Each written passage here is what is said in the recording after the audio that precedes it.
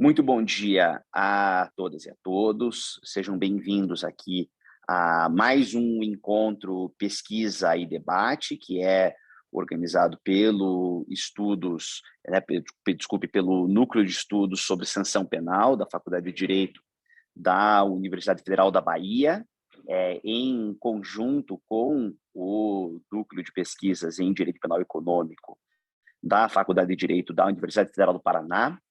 Para aqueles e aquelas que ainda não me conhecem, meu nome é Guilherme Lucchesi, sou professor de processo penal da Faculdade de Direito da Federal do Paraná e, a pedido do professor Misael França, eu estou fazendo a abertura, né, em seu lugar deste nosso encontro, que tem como tema o Acordo de Não Persecução Penal, Justiça Negocial e a Opressão Racial no Brasil.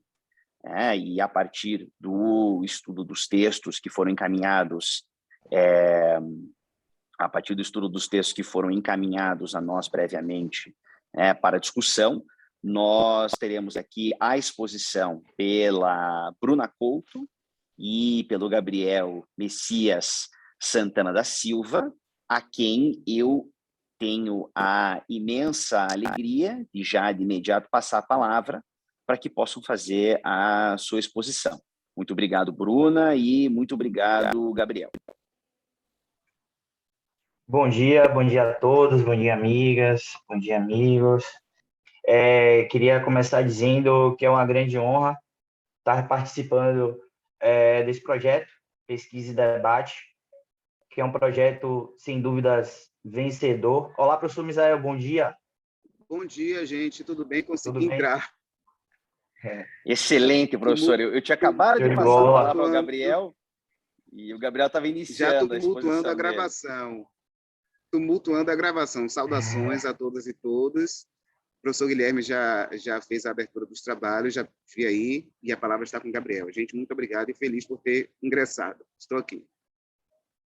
Então, seja bem-vindo, professor. Estava dizendo, e já iniciando aqui a fala, gostaria de agradecer, desde já, a oportunidade de estar fazendo parte, né, desse projeto, Pesquisa em Debate, capitaneado pelo professor Misael, professor Guilherme Lucchesi, e tratar desse tema, para mim, a Acordo de Não Persecução Penal, principalmente a respeito do Acordo de Não Persecução Penal, é um grande prazer, porque eu venho agora aí nesse período final de curso me dedicando ao estudo do Acordo de Não Persecução Penal, principalmente em relação à questão da obrigatoriedade, a necessidade da confissão no Acordo de Não Persecução Penal, que é um assunto bastante problemático.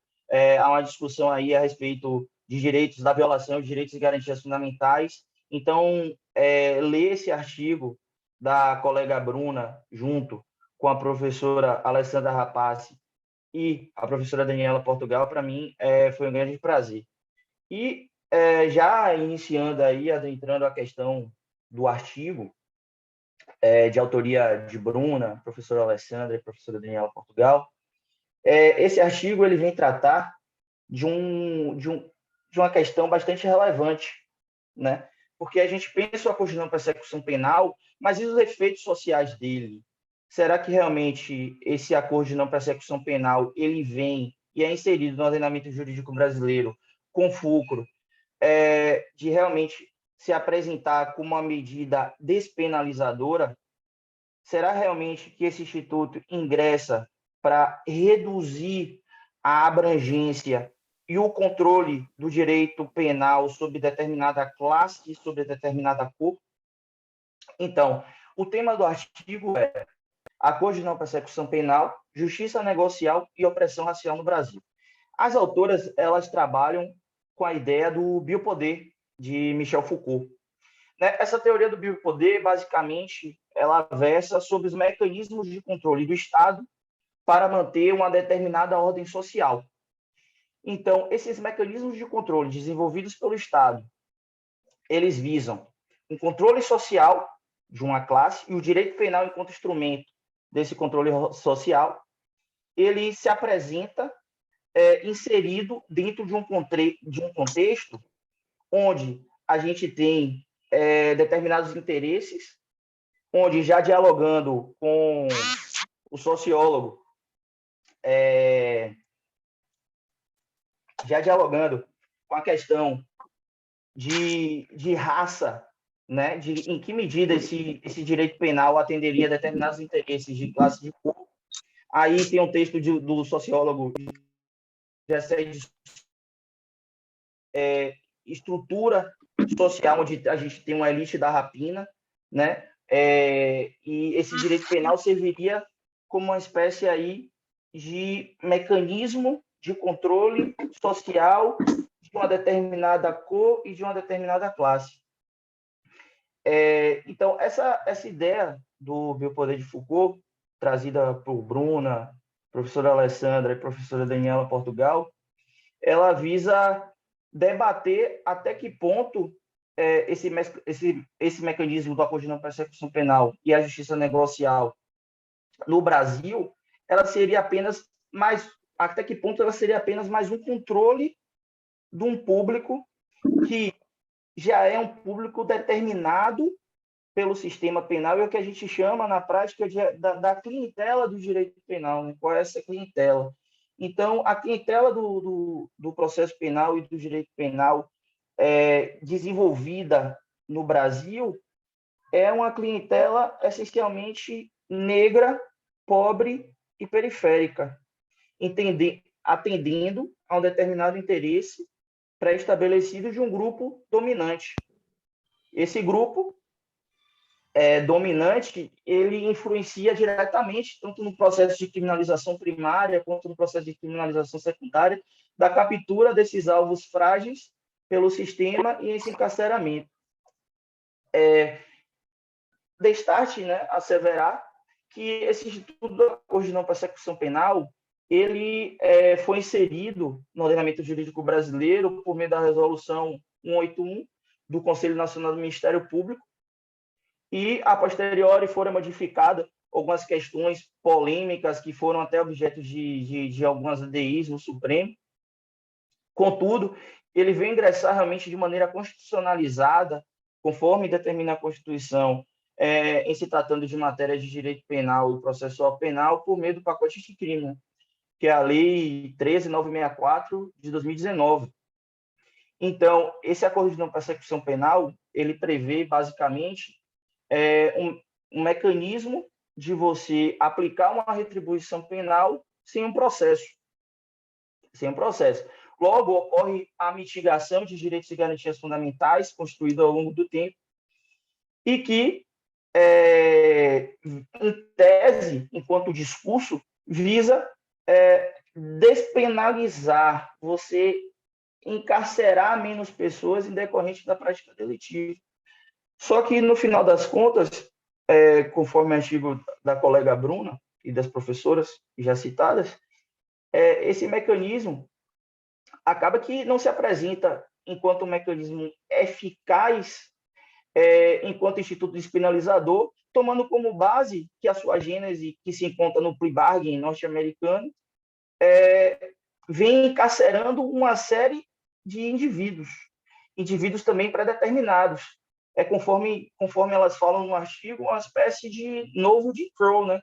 Onde é encarcerado sempre o mesmo público e, ocorrendo a mitigação da ampla defesa do contraditório, as pessoas que não têm condição de pagar e de ter realmente gastos com a questão processual, elas ficam vulneráveis a aceitar o acordo do Ministério Público. E o grande ponto aí é que essa confissão, por exemplo, nos Estados Unidos, ela implica já numa assunção de culpa. Você já está ali assumindo que você cometeu um delito que vai ser aplicado uma sentença, né, aquele indivíduo que assumiu ter cometido. Contudo, essa sanção vai se apresentar enquanto uma sanção mais branda dentro desse contexto. Ele não vai ter, apesar de nos Estados Unidos poder ser aplicado o plea bargain em praticamente todos os tipos de crime, ao contrário do Brasil, que não é possível, porque o Acordo de Não Persecução Penal estabelece que a aplicação desse instituto só pode ocorrer em crimes com pena mínima inferior a 4 anos. A gente tem aí a confissão nos Estados Unidos, enquanto um elemento essencial para o acordo. Contudo, você vai ter uma sentença. No Brasil, você basicamente não vai ter uma sentença. Vão ser cláusulas que vão ser conjecturadas por meio das partes, que, no caso, o Ministério Público, o acusado, onde essas cláusulas estabelecidas por ambos, em tese, até uma crítica feita pelas colegas no artigo, que não tem como você ter um acordo se você tem uma disparidade ali já de partes, né? Dentro desse acordo. Não há uma igualdade, por exemplo, entre a figura que está do lado do Estado, que tem toda a máquina estatal a seu favor, e a figura do imputado, né? Ele já começa numa situação de desvantagem que é confirmada ao longo do procedimento, porque, na prática, o que ocorre é um contrato de adesão. Então, o Ministério Público, o que a gente tem a oferecer é isso aqui, você vai aceitar ou não vai? E se, inclusive, o imputado não quiser aceitar, tem mecanismos também para fazer com que, por exemplo, outro mecanismo aqui de justiça negocial, na delação premiada, você pressione o acusado a fazer uma delação, por exemplo, porque senão ele vai ter em contrapartida aí uma medida cautelar mais gravosa, a medida cautelar prisional. Ou ele aceita, ou ele permanece preso, por exemplo, como a gente viu aí na Lava Jato, na Faroeste. Então, vamos prender para que ele delate. Então, até que ponto a gente vai ter aí uma voluntariedade, né, que é o discurso de quem defende a confissão no processo penal, dentro dessa perspectiva da justiça negocial, de que há voluntariedade do acusado em aceitar ou não, né? Só que o que ocorre na prática é que, se ele não aceitar, ele vai responder um processo e vai correr o risco de ser condenado. Então, é melhor firmar um acordo aqui para que eu não tenha uma retribuição penal ou mais gravosa, ou eventualmente até por algo que eu não cometi. Porque essa confissão ela não se apresenta enquanto algo necessário para o próprio Instituto da Acordo de Não Persecução Penal, apesar de ter sido escolhido pelo legislador, porque se é uma medida que visa inibir e restringir a ampliação do direito penal, como é que você estabelece a confissão nesse acordo, enquanto mecanismo para que esse acordo seja aplicado?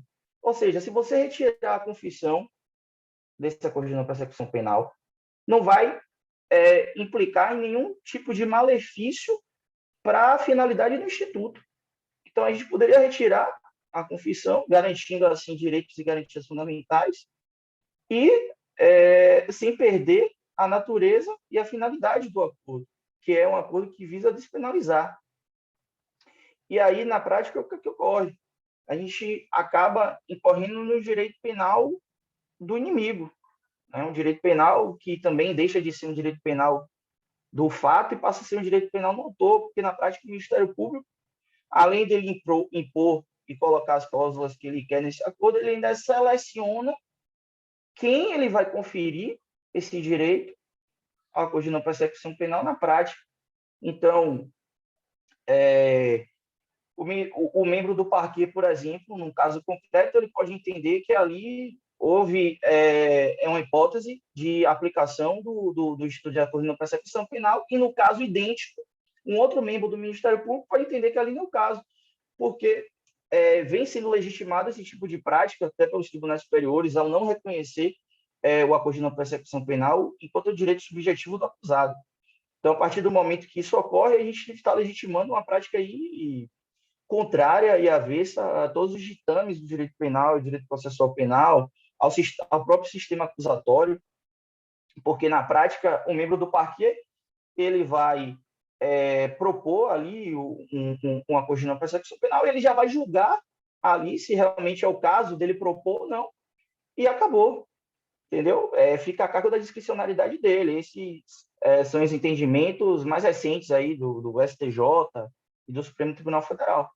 Então, enquanto resposta aos artigos apresentados por Bruna e professora Alessandra, professora Daniela Portugal, é que esse Instituto do Acordo de Não Persecução Penal, enquanto um mecanismo de justiça negocial, mais um mecanismo de justiça negocial inserido no Brasil, ele apenas está destinado ali a manter um controle social dos excluídos, a manter um controle social das pessoas pobres e periféricas que já são, e negras principalmente, e que já são a clientela desse sistema processual penal racista que a gente tem.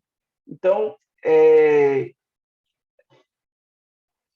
a gente tem uma mitigação de direitos e garantias fundamentais, né, sob o pretexto de ter uma medida despenalizadora que, na prática, se apresenta enquanto mais um mecanismo de controle e opressão de uma população já excluída. Então, é basicamente isso. Obrigada, Gabriel. Bom dia, turma. Bom dia, professor Guilherme, professor Misael. Antes de começar a falar propriamente, eu queria agradecer muito ao professor Misael. Ele foi meu professor de processo penal 1 e marcou minha vida, com certeza, assim como marca a vida de todos os alunos, porque o professor Misael, ele não só ensina processo penal, né? Ele vai muito além disso. Então, eu queria agradecer mesmo esse convite. O Acordo de Não Persecução Penal foi o tema do meu TCC, e esse artigo que eu fiz com as professoras Alessandra e Dani Portugal, elas foram minhas orientadoras.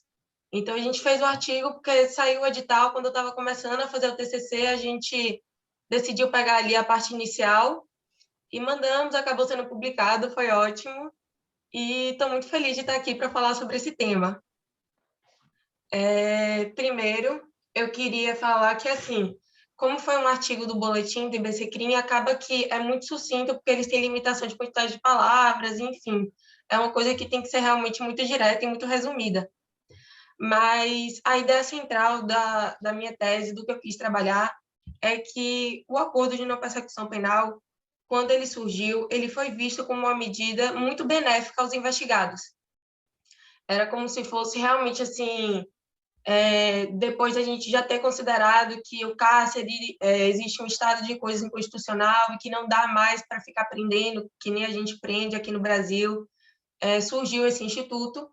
E eu lembro que, na época, muita gente estava falando muito bem do instituto, porque era visto realmente como algo para tentar diminuir esse contingente prisional.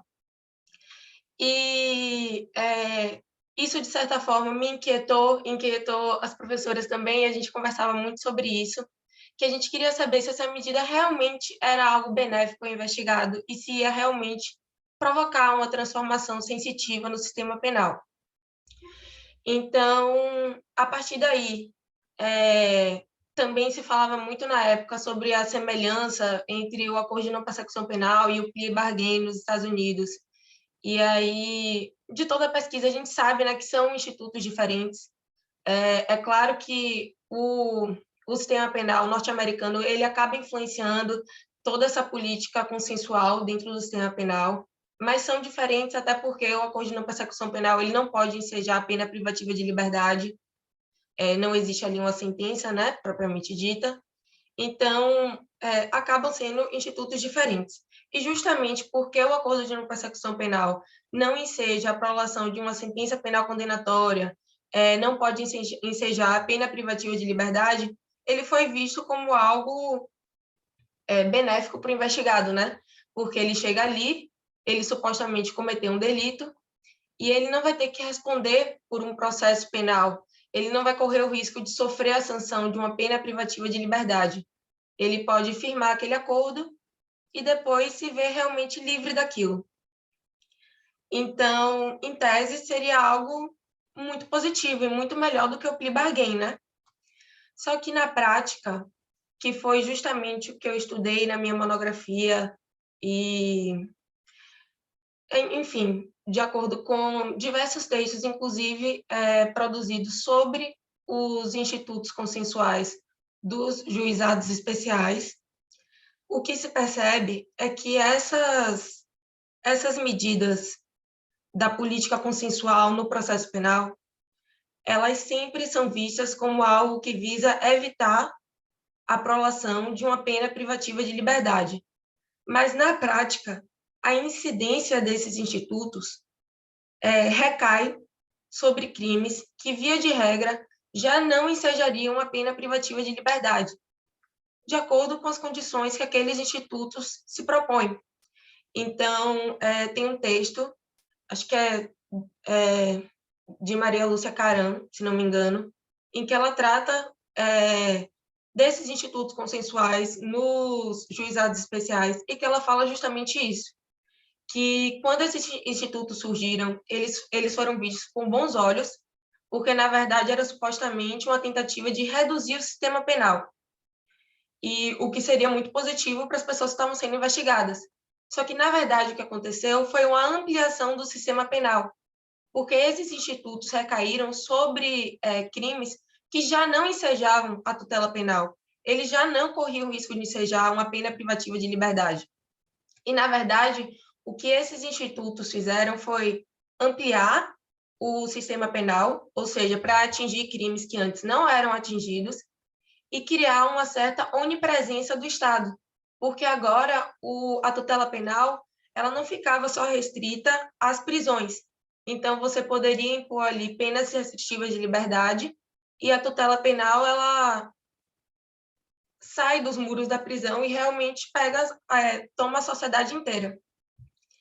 E com o acordo de não persecução penal, o que a gente percebeu é que, de acordo com as condições previstas no artigo 28A do Código de Processo Penal, para que o investigado seja beneficiado com o acordo de não persecução penal, as condições que ele tem que cumprir são condições que, via de regra, na prática, já permitiriam uma substituição por pena restritiva de direito, se ele fosse condenado ao fim de um processo, de acordo com o artigo 44 do Código Penal. Então, na prática, se ele fosse processado e se ele viesse a ser condenado, via de regra, ele não seria sujeitado a uma pena privativa de liberdade. Então, ele passaria por todo o processo, ele teria todo o direito de se defender, e o Ministério Público teria o ônus de comprovar a culpa dele, e no final, mesmo que ele fosse condenado, ele não iria para a cadeia, ele não seria preso. Então, o que é que o acordo de não persecução penal ele provoca no sistema? Ele diz que não se trata de uma sentença penal condenatória, porque ele fala que não se trata da aplicação de pena. No artigo 28A, ele prevê o que o legislador chamou de condições, mas essas condições, na prática, elas são, na verdade, iguais às penas restritivas de direito. Apenas não tem o nome de pena, porque justamente não se trata de uma sentença penal condenatória. Então, na condição do investigado, no acordo de não persecução penal, ele deixa de possuir o direito de se defender ao longo de um processo penal, em que ele poderia comprovar a sua inocência, e ele acaba firmando ali um acordo, via de regra, por medo, e também por não querer sofrer toda a vitimização que é você passar por um processo penal, sendo você inocente ou não.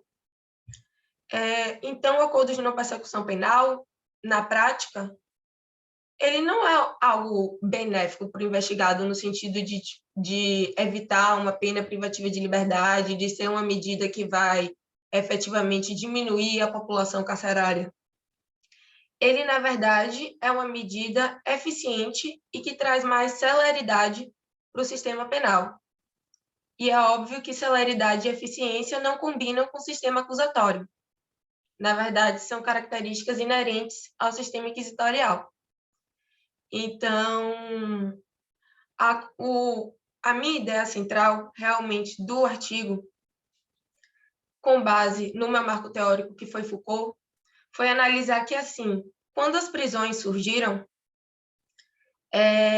já foi uma reforma do sistema penal, porque foi no período iluminista e as pessoas entendiam que não cabia mais aplicar o suplício, então o sistema penal ele estava sendo deslegitimado e fizeram essa reforma para instituir o cárcere, que, naquela época, foi visto como uma medida mais humanitária e mais benéfica aos presos, aos investigados, aos réus. Só que o que Foucault mostra é que, na verdade, o cárcere não foi instituído por ser mais humanitário, por ser uma medida mais benéfica ao preso. Ele, na verdade, foi instituído porque ele era visto como uma medida mais eficiente. Então, o sistema penal passou a, de certa forma, a gente pode dizer, ele passou a punir mais e melhor, através do cárcere. Então, a ideia do meu trabalho sobre acordos de não persecução penal e justiça consensual é que a gente pode dizer que a gente está passando pela nova reforma do sistema penal. O cárcere começa a entrar em ser deslegitimado por tudo que a gente vê hoje em dia, e o sistema penal ele precisa se reinventar de alguma forma. Então, esses institutos dos acordos da justiça consensual, eles surgem como essa ferramenta. Então, quando você olha para eles, quando a sociedade olha para eles, parece que é algo mais humanitário e é algo mais benéfico aos investigados. Só que, na prática, é algo que vai garantir uma maior eficiência do sistema penal, permitindo a punição de mais pessoas. E é isso. No meu trabalho do TCC, eu acabei assistindo algumas audiências de acordo de não persecução penal. Na época estavam tendo poucas, porque foi final de 2020, então ainda estava com a situação muito grave de pandemia, muitos promotores não estavam fazendo absolutamente nada presencial. Então eu consegui assistir poucas audiências de acordo de não persecução penal, mas uma das coisas que me chamou mais atenção nessas audiências foi em relação à confissão. E aí eu tratei bem a diferença entre dois promotores específicos, que um deles deixava claro, inclusive para o investigado, conversando com ele, que ele não achava que tinha sido uma boa medida do acordo de não persecução penal, essa exigência da confissão, que para ele causava uma sensação de realmente de estranheza, e que o que ele estava se propondo a fazer nos acordos que ele estava firmando é que ele ia perguntar para o investigado, de maneira mais genérica, se ele confessava aquilo que ele estava sendo acusado no inquérito, o crime tal, e aí ele optava, né, por confessar ou por não confessar, e pronto. E encerrava por aí. Só que o que me chamou a atenção foi justamente que um outro promotor que eu acompanhei as audiências, ele já pensava o oposto. Ele achava que, na verdade, o promotor tinha que fazer um interrogatório do investigado e realmente, tipo assim, analisar de maneira pormenorizada, pegando a confissão dele sobre tudo, assim, sobre como foi feita supostamente a prática delitiva, enfim, os detalhes. Então, ele fazia realmente um interrogatório, tudo constando em ata, e aí uma das coisas que realmente causa mais incômodo é que nas 3 audiências que eu assisti desse promotor, os 3 investigados, no começo, eles negaram boa parte daquilo que estava sendo perguntado. Só que no decorrer do interrogatório, havia o risco de que eles não conseguissem firmar o acordo de não persecução penal se eles não confessassem, não assumissem aquilo que estava sendo perguntado para eles. Então, estando lá, você via claramente que existia esse medo de que, se eles não respondessem as perguntas, se eles não afirmassem aquilo, eles não iam conseguir firmar o acordo de não persecução penal e eles teriam que responder a um processo penal. Enfim, é óbvio que as pessoas vão sentir medo de responder a um processo penal, mesmo que elas saibam que são inocentes ou não, porque é algo que todo mundo tem medo e ninguém quer estar nesse papel. Então, o acordo de não persecução penal claramente não é um acordo, né? Porque a gente não tem uma posição ali de igualdade entre as partes. Então, o investigado ele não tem poder de negociar com o promotor. E é isso. Acho que a gente pode abrir para discussão agora. E aí, quem quiser falar algo. Legal, Bruna e Gabriel, muito bacana a apresentação. Inclusive, eu sempre acho muito interessante ter a participação dos autores dos textos, né? E a Bruna poder contar um pouco do próprio relato, do desenvolvimento dessa pesquisa, né, no seu trabalho de curso, que resultou nesse artigo que foi publicado com a professora Daniela e com a professora Alessandra. Eu, aproveitando, né, que a gente acabou fazendo a abertura de maneira um pouco diferente, eu vou passar primeiro ao professor Misael, caso ele tenha alguma consideração a fazer, e depois a gente abre para o debate.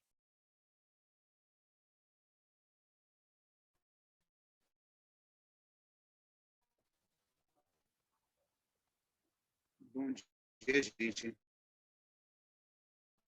Me ouvem tudo ok? Está cortando um pouquinho, mas eu consigo ouvir sua voz. O seu vídeo está travado também para mim, professor. Consegue ouvir tranquilamente?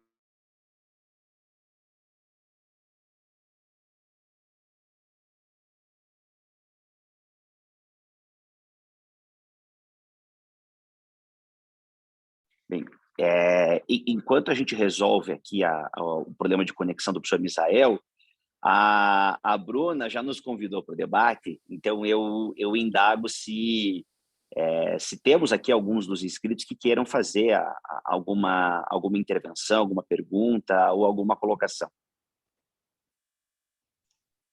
É só um detalhe, professor Misael, talvez seja melhor desligar a câmera e tentar falar para ver se o áudio sai melhor.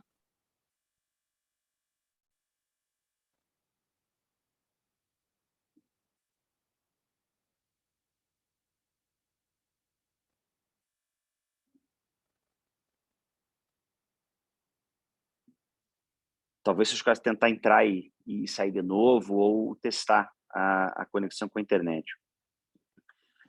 Mas enquanto a gente vai se aquecendo, porque eu sei que tem que quebrar o gelo, né? Aqui, pelo menos, em Curitiba está bastante frio essa semana e a notícia é que a gente vai ter, né, uma frente fria ainda maior chegando. Então, o pessoal ele fica fica sempre com vergonha, com receio de iniciar. Eu tenho uma série de colocações a fazer. Primeiro, parabéns pela apresentação, ela foi muito clara, ela foi extremamente didática, né? Ela situou vários pontos fundamentais para o debate e, em especial, a Bruna, parabéns pelo artigo. É um artigo muito claro e publicado hoje num dos veículos de maior visibilidade para nós e que revela, né, uma série de situações que estavam inicialmente encobertas pelo debate né, pela introdução do ANPP no ordenamento processual brasileiro. Eu, particularmente, né, e essa é um pouco ela é a minha posição acadêmica, eu tenho manifestado favoravelmente à justiça penal negocial. Eu consigo enxergar os benefícios reais que a justiça penal negocial gera, né, principalmente para o acusado. Então, eu falo aqui, né, não apenas como professor de direito processual penal, mas principalmente como advogado criminalista, que é o meu lugar de fala nessa discussão. Eu já pude atuar em uma série de casos em que fazer um acordo, seja ele de composição civil entre as partes, né, que talvez seja o menos invasivo desses acordos da lei dos juizados especiais criminais, como já fiz transação penal em algumas situações, fiz diversos acordos de suspensão condicional do processo. Eu ainda não fiz acordo de não persecução penal, mas eu sou entusiasta do Instituto da Justiça Penal Negociada, inclusive da colaboração premiada com todos os seus problemas, com todas, né, que não é objeto do nosso estudo, mas há uma série de situações em que, por circunstâncias contingenciais, realizar um acordo, ainda que um mau acordo, isso é um problema real que a gente enfrenta, pode vir a ser benéfico ao acusado. Então, né, em vez de firmar uma posição pessoal minha, né, pró ou contra determinado instituto, eu principalmente na condição de advogado, tenho muito a preocupação daquilo que é melhor para o meu assistido, para o meu constituinte. Tá? Com relação ao acordo não persecução penal, né, isso foi colocado tanto pelo Gabriel quanto pela Bruna. Tem algumas questões interessantes aqui. Tá? Muito embora ele tenha sido introduzido pela Lei 13.964 de 2019, né, o vulgo pacote ou lei anticrime, o acordo de não persecução penal era algo que já existia no ordenamento jurídico brasileiro, pelo menos infralegal.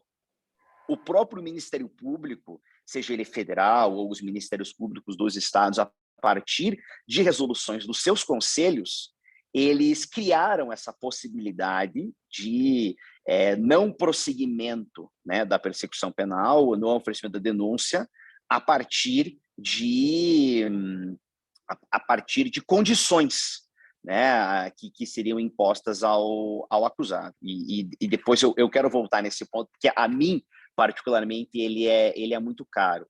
Né? Então, a gente tem um problema sério do Ministério Público, ele próprio regulando, à época, a sua própria discricionariedade, o que é um problema, né? É muito melhor que isso seja feito agora nos termos da lei, né? Porque de fato, né, o poder legislativo da União a quem compete legislar sobre matéria penal, sobre matéria processual penal, e não, né, a própria instituição responsável pela persecução penal, e eu considero isso algo de imensa valia, né?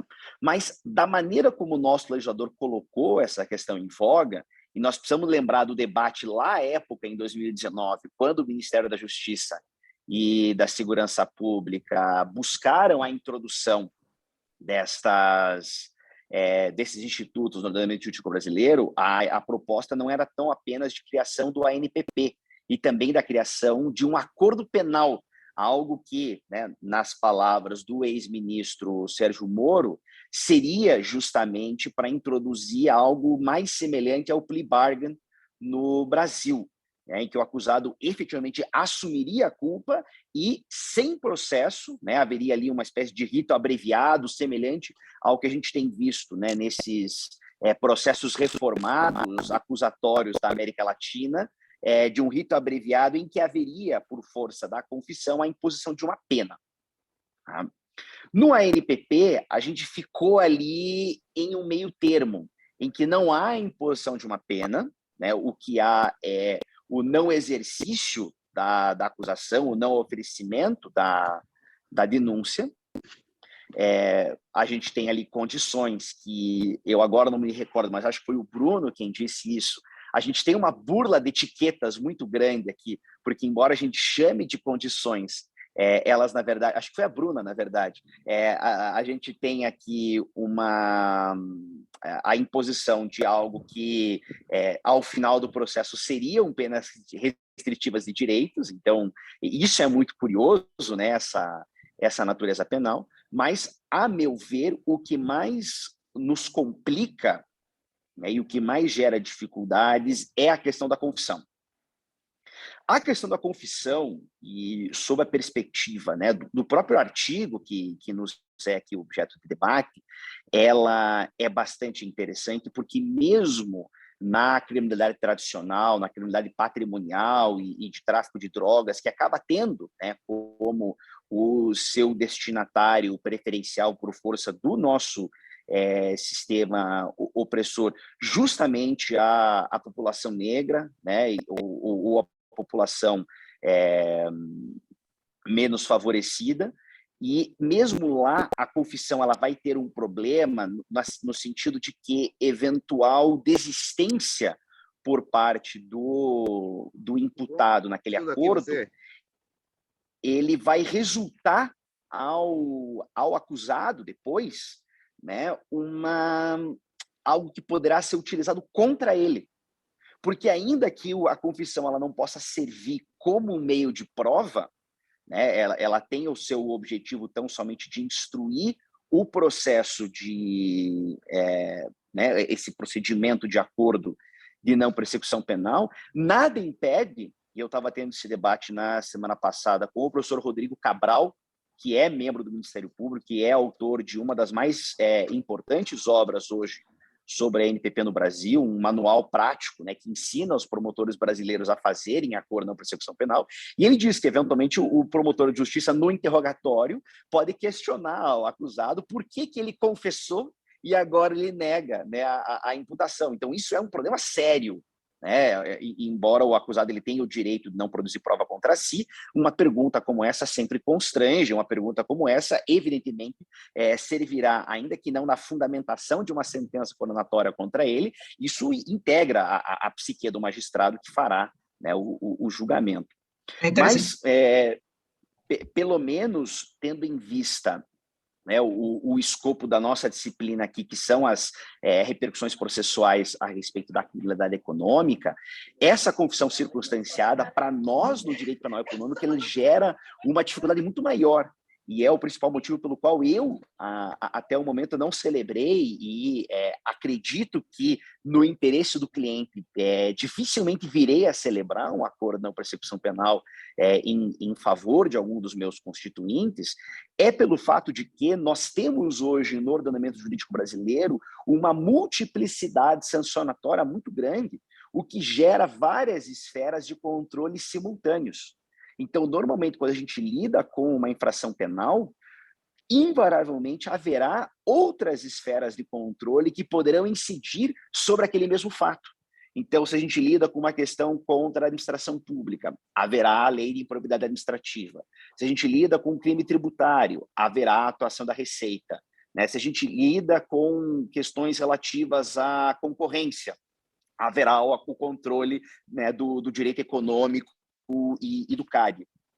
Né? Se a gente lida com uma questão do mercado de capitais, e haverá o controle por parte da CVM. E sempre também a possibilidade de ação civil pública para reparação de danos, eventualmente uma ação popular movida pelos cidadãos relacionados a eventual dano erário que tenha sido ocasionado. Então, um acordo de não persecução penal que gera essa confissão, se ela vier a ser compartilhada com outra agência de controle, ela invariavelmente servirá para aumento da responsabilização em algo que dificilmente nós teremos condições de negar.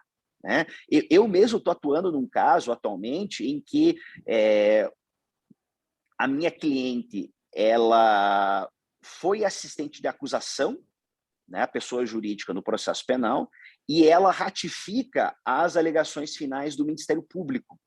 E ao ratificar as alegações finais do Ministério Público, que numa ação penal movida contra um dos seus diretores, né, praticado, portanto, em detrimento da pessoa jurídica, a pessoa jurídica lesada nessa operação moveu uma ação civil contra a minha cliente, né, contra a pessoa jurídica, dizendo que ela ali tinha confessado a prática de um ato lesivo, de um ato danoso à outra, porque confessou, né, ratificando as alegações do Ministério Público, entende que um dos seus agentes, e portanto estaríamos lidando com responsabilidade civil objetiva, teria sido o autor do dano. Então, vejam como, né, as peças no processo penal podem vir a ter repercussões nas outras esferas. Né? E no direito penal econômico, essa questão da multiplicidade sancionatória nos gera aqui uma série de problemas, e esse é o principal motivo pelo qual eu tendo a concordar com um dos promotores de justiça que a Bruna pôde observar na pesquisa, né, do TCC dela, que diz que isso muito mais atrapalha do que auxilia, né, não digo nem na elucidação do fato, porque esse não é o objetivo do ANPP, ele é uma ferramenta de gestão processual, e acredito eu, né, com base na legalidade, ela é algo que auxilia, né, justamente no regramento desta... Eu não gosto de falar nunca em discricionariedade do Ministério Público, porque acho que eles têm sempre uma atuação vinculada, né, mas ele é o que vai realmente regular o exercício, né,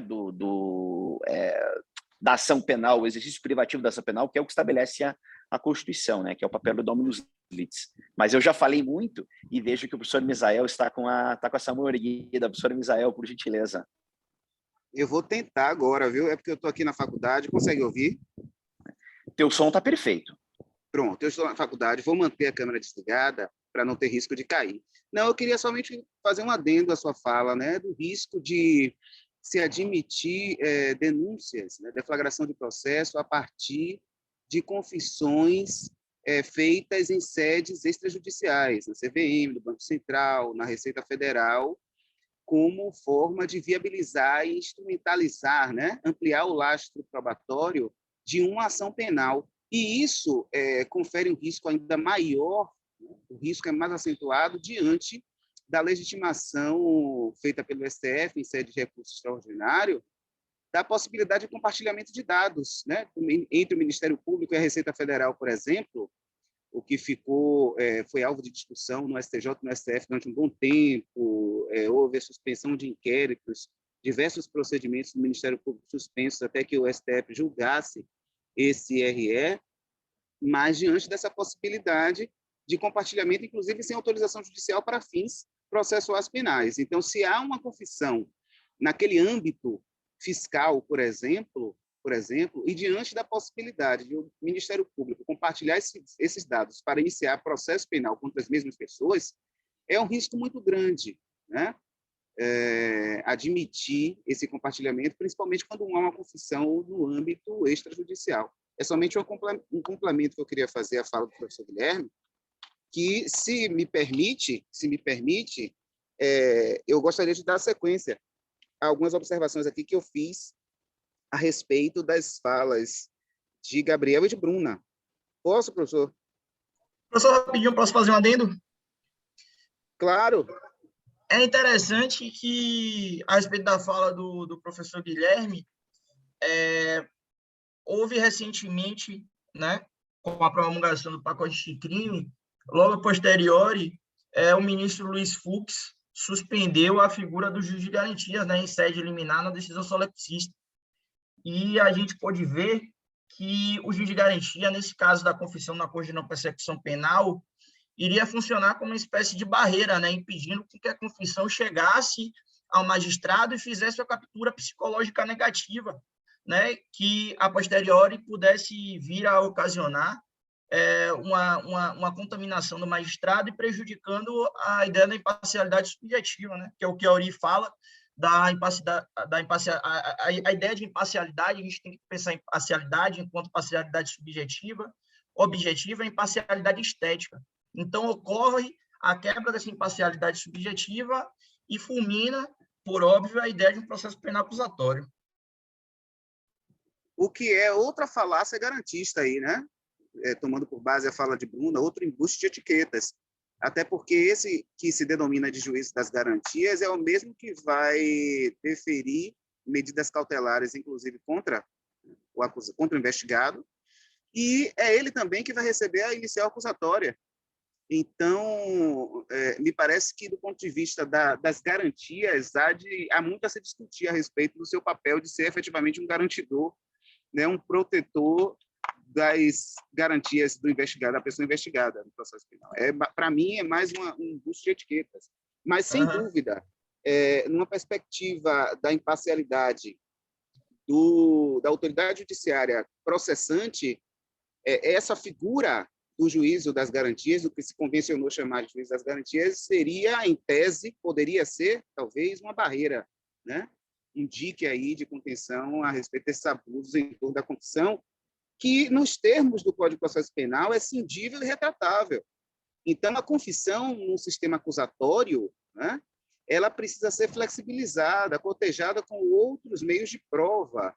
E o que o ANPP faz, pelo menos como está positivado no 28A, parece que é um retrocesso, é configurar um retrocesso do ponto de vista da cultura processual penal, acentuando resquícios inquisitoriais, no sentido de elevar a confissão a um patamar muito alto, né, no processo. Na medida em que basta confessar circunstanciadamente, reunir outros requisitos constantes do 28A, a exemplo da pena, a inexistência de violência e grave ameaça, mas a confissão em si, ela é utilizada assim como a condição primordial para que se efetive o acordo de não persecução penal. Então, nessa perspectiva, eu identifico aí um retrocesso, né? Nós estamos na luta tentando compatibilizar o subsistema processual penal aos valores constitucionais e convencionais, a exemplo do que fizeram o Chile, em certa medida, né? O Uruguai, em certa medida, e digo em certa medida porque não deixam de ser reformas neoliberais, mas, nesse momento, nesse aspecto, a Lei 13.964 parece seguir na contramão da efetivação do sistema acusatório, revestindo a confissão de caráter inquisitorial.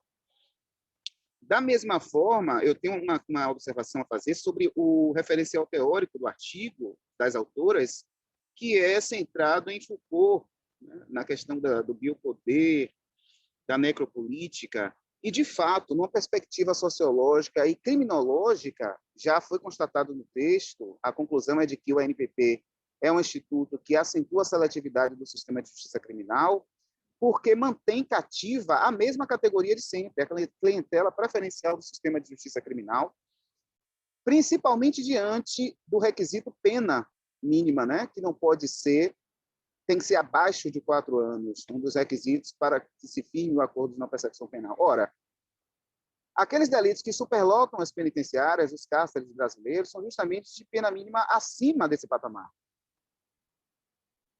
Os implicados na traficância, o artigo 33 da Lei de Drogas, os crimes contra o patrimônio, principalmente o roubo majorado, são delitos cuja pena mínima é acima desse patamar. Então, o ANPP veio para beneficiar, se é que em alguma medida ele pode ser tido como benefício processual, ou um benefício da persecução penal, uma determinada categoria em detrimento de outra categoria que é e tem sido vulnerabilizada desde sempre no sistema de justiça criminal, ou pelo sistema de justiça criminal, né? Então, numa perspectiva do referencial teórico adotado, há um projeto de morte social. E quando se olha para a realidade das penitenciárias, dos estabelecimentos prisionais brasileiros, que já foram reputados como estado de coisas inconstitucional, quando não há morte social, é efetivamente morte física. Então, é um projeto de biopoder que se revela aí, tendo como alvo preferencial a mesma categoria de sempre, que em sociologia há referência à denominação de indesejáveis, o exército de reserva, né?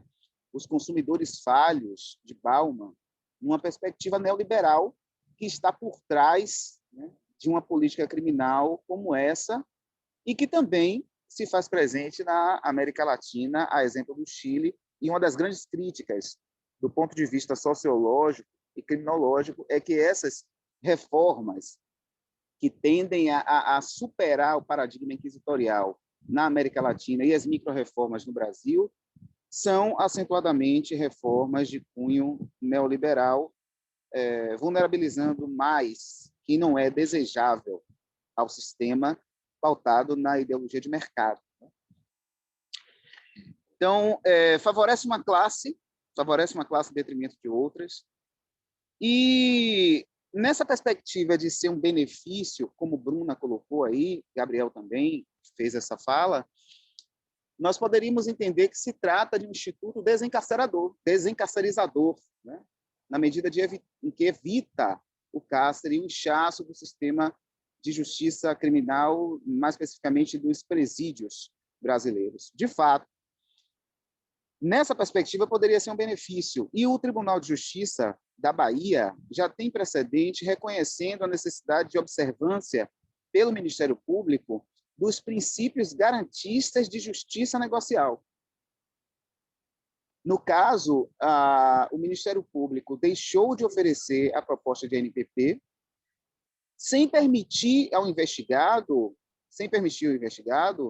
se reportar à instância revisora do Ministério Público. É que ele não tinha confessado.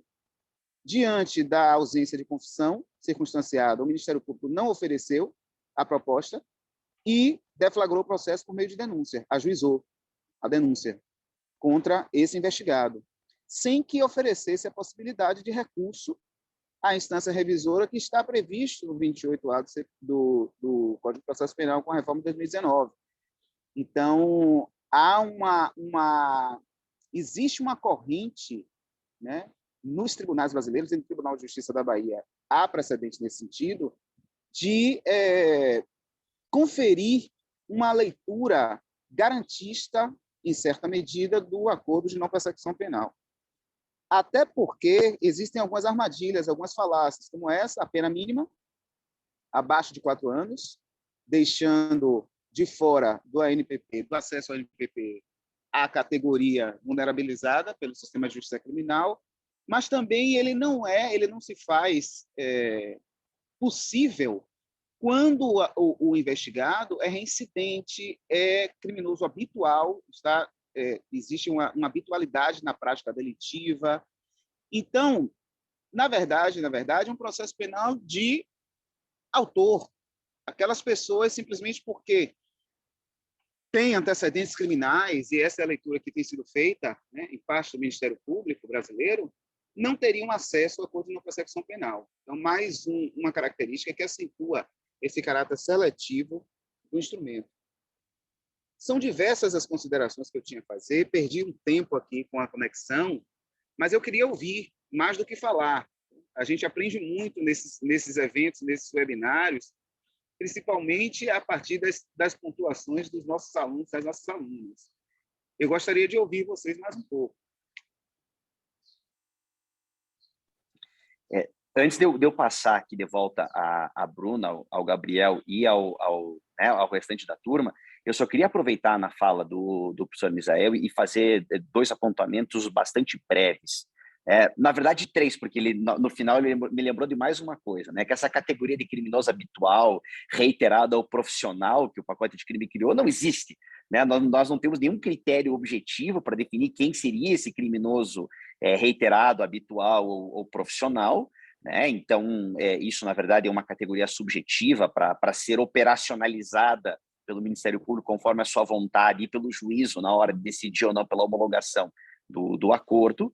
A questão da confissão ela tem sido usada como uma armadilha também, porque são inúmeros os casos que eu tenho visto em que o Ministério Público justifica o não oferecimento de acordo a partir do fato do investigado não ter confessado na fase de inquérito.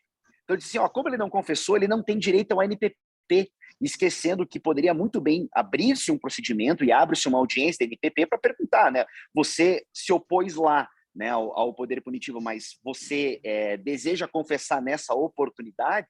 Isso é algo que poderia se fazer, uma maneira que o Ministério Público tenta, de algum modo, ampliar o seu espaço de discricionariedade, que é um problema. Mas o que mais me incomoda de tudo, né, e aqui eu encerro a minha fala, é utilizar o ANPP da mesma maneira como eu tenho visto a transação penal ser utilizada, não como substituto ao oferecimento da denúncia, mas como substituto ao arquivamento. Né? Eu já vi propostas de acordo sendo feitas quando não havia justa causa. Né? Quando a denúncia era inepta, quando não havia motivos para se oferecer, e aí, em vez de promover o arquivamento, busca-se o acordo. Né? Isso é algo altamente preocupante, mas que eu gostaria de ouvir a Bruna e o Gabriel a respeito. Com certeza, professor. Posso começar falando, Bruna? Só um comentário rápido.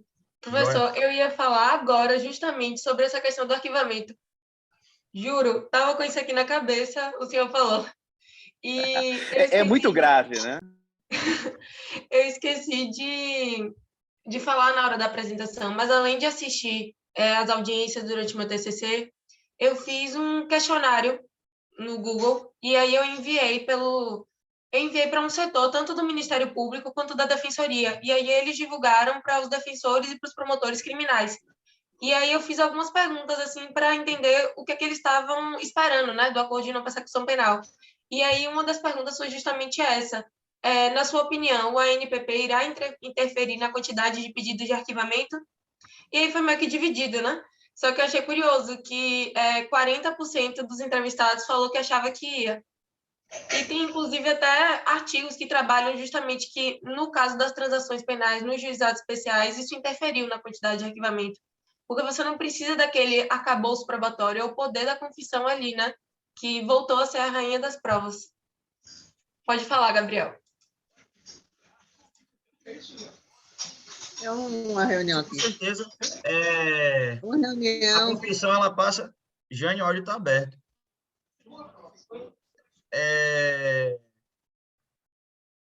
Estou conseguindo me ouvir? Pronto. A confissão, ela acaba realmente assumindo esse papel de rainha das provas. E, assim, teleologicamente, a finalidade da norma, o objetivo, nada mais é do que ser um instituto descarcerizador, despenalizador também. Então, a partir do momento em que você exige a confissão enquanto requisito fundamental para o acordo de não persecução penal, você está dizendo que aquele acordo, em tese, deveria servir para uma finalidade a qual ele não é destinada. Porque é como se você dissesse, o acordo de não persecução penal, ele vai precisar da confissão, porque o intuito dele é conseguir prova contra alguém, como, por exemplo, na delação premiada, só que o Instituto não visa isso, o Instituto visa ser despenalizador. Então, assim, é um requisito que fere a presunção de inocência, principalmente. Ocorre também a violação de um princípio geral do direito, porque aí a gente vai para o venire contra factum próprio. Porque como é que você exige a confissão do acusado como mecanismo benéfico para o acusado, mas no final você vai ter aquela confissão em desfavor dele? Porque vai ocasionar a captura psicológica do magistrado. O magistrado ele vai estar contaminado por aquela confissão, que em tese foi conseguida na fase policial, mas é uma confissão, eu estou dizendo que eu fiz alguma coisa, então como é que no final o magistrado vai chegar e vai dizer, por exemplo, vai absolver dizendo que eu não pratiquei, se eu disse que pratiquei, mesmo não tendo praticado? Porque a ideia essa confissão, o que ela ocasiona é que ela vai ocasionar, muitas vezes, a confissão de alguém que não cometeu um crime, mas que também não está disposto a se submeter à coação, que é um processo penal. Não é? Então, é basicamente isso.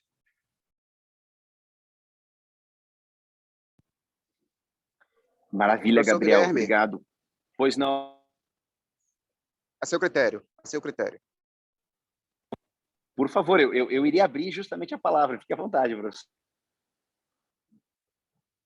Não, eu só gostaria de parabenizar, né? Mais uma vez, primeiramente, Bruna e Gabriel, pela sustentação, Bruna e as professoras Alessandra e Daniela, pela qualidade do artigo, que suscita diversas reflexões a respeito dessas micro-reformas, né? Do sentido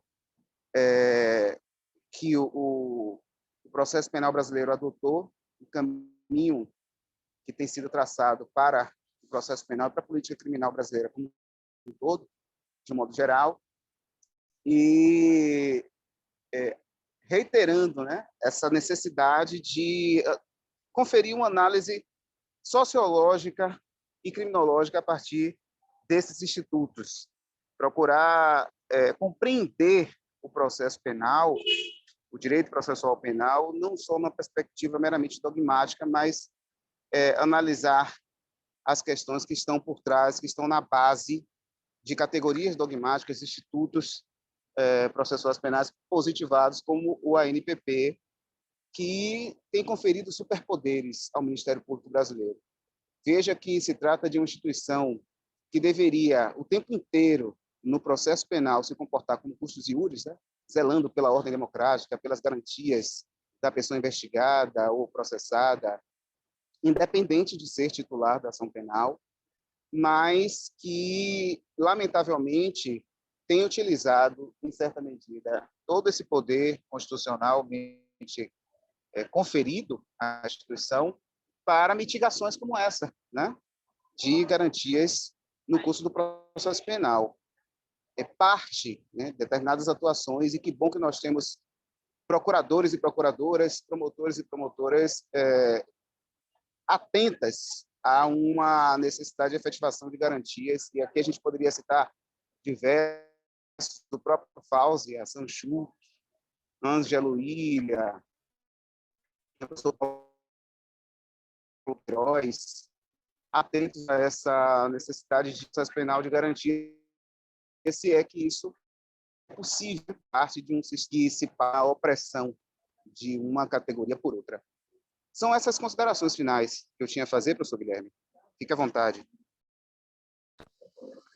Muito obrigado, professor Misael. Eu indago se mais alguém da assistência gostaria de fazer alguma pergunta ou colocação aqui, aproveitando, né, justamente a nossa disponibilidade.